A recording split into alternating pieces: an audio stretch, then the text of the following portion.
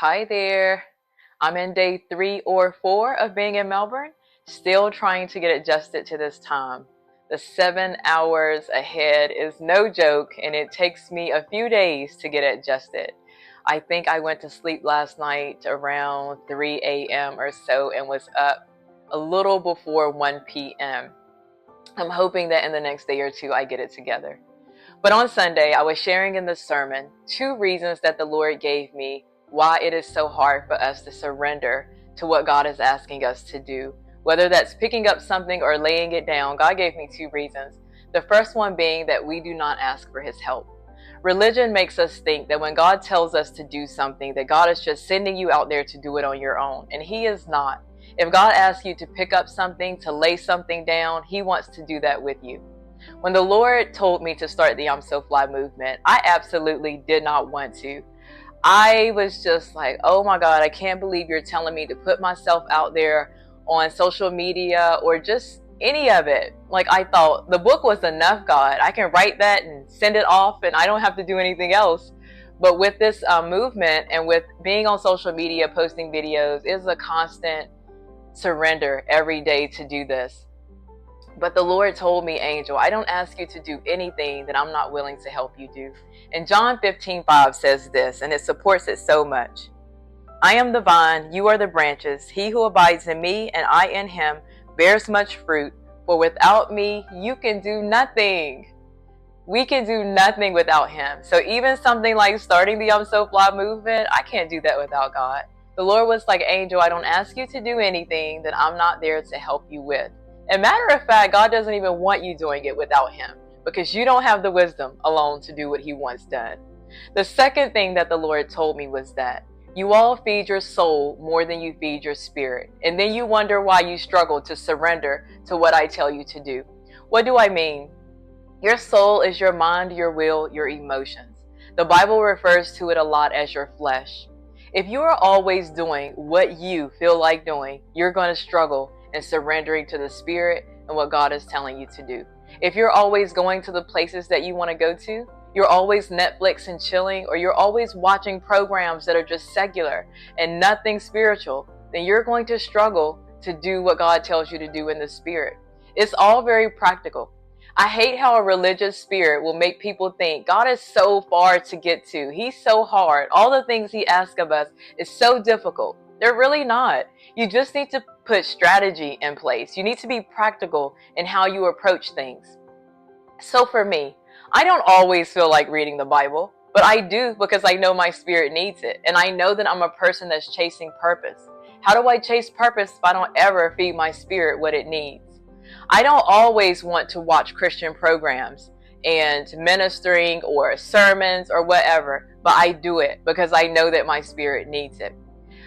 I always tell people, if you're going to be on social media anyway, why not follow Christian influencers and podcasts? If you're going to be on YouTube scrolling and watching something all day, why not let it be something Christian that will feed your spirit? That's a very practical thing to do to encourage and strengthen your spirit. So probably 90%, maybe even more, of the time that I'm on YouTube, I am watching something that is Christian or spiritual. Whether it's a sermon or a podcast that I'm following.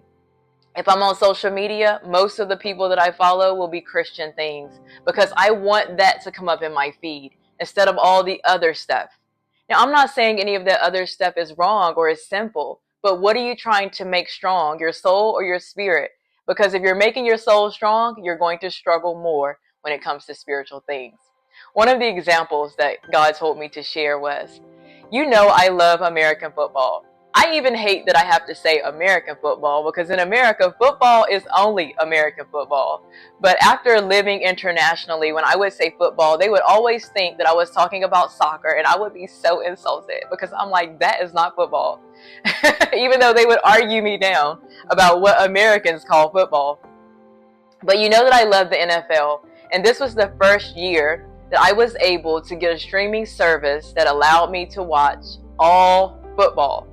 It's been very difficult since I left the US, so I was so grateful that this year I could get it. So after September started, now when I work from home. I'm always listening to sermons. I'm always listening to a Christian podcast, something that will feed my spirit while I'm working. But after the NFL season started and I could stream it, Sunday would come, and Sunday has like 10 games, and games are like 3 hours long. They come on usually around 1 a.m., 2 a.m., 6 a.m. in the morning for me. So on Monday, I would start catching them all.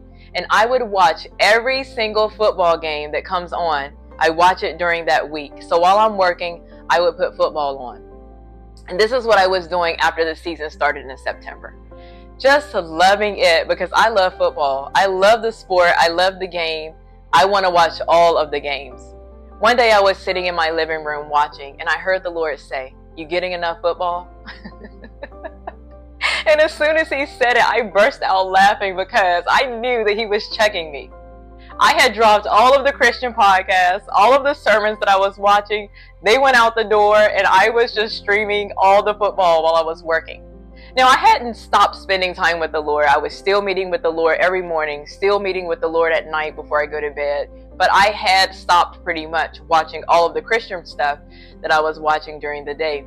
At least I had slowed down. So when the Lord said that, I said, "You're right." It is so funny to me when the Lord calls me out. It will be just he and I there, and I will look like an embarrassed little kid when the Lord points these things out. But I love it, because that's our relationship, and he is so much like a father to me. He is not this judge on the throne making me feel bad or condemning me. And he wasn't even in that moment. He was just checking me and saying, "Hey, you're getting a little carried away feeding your soul. Maybe you want to get back to feeding your spirit." And I appreciate that, because God knows when I run off the road, I run off the road, okay? And he was trying to prevent that for me.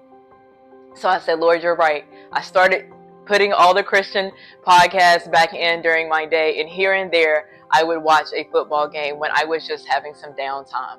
This is what I mean. God's ways are very practical. They're not religious. They're not churchy. He is a real person, and he will guide you into the ways to walk with him. And I promise you, if you really get to know him, you will love it so much. When I am not with God and I don't hear him speaking to me, I miss him. I woke up this morning and I said, "Hey, what are you doing? I miss you," because that's how real my relationship to him is.